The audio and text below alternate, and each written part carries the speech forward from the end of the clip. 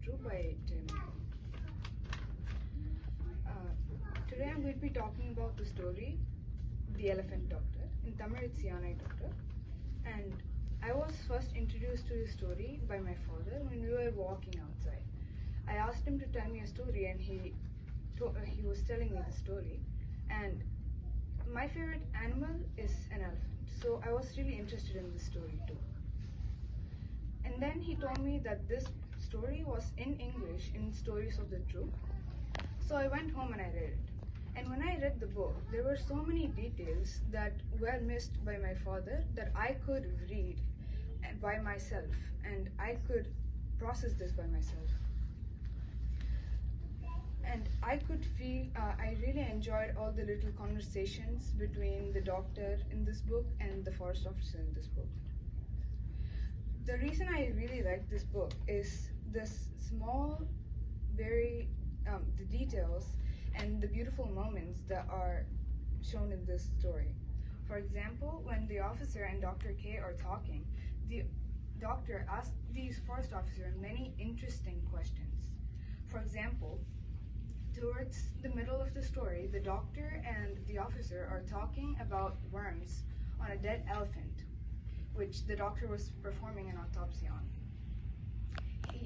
First, the doctor asked the officer about a beetle, and the officer says that he knew the beetle and that he sees it every day in the forest. And then the doctor says the worm is the baby of that beetle, and he asks him, how can you be disgusted by a baby? This question really stood out to me.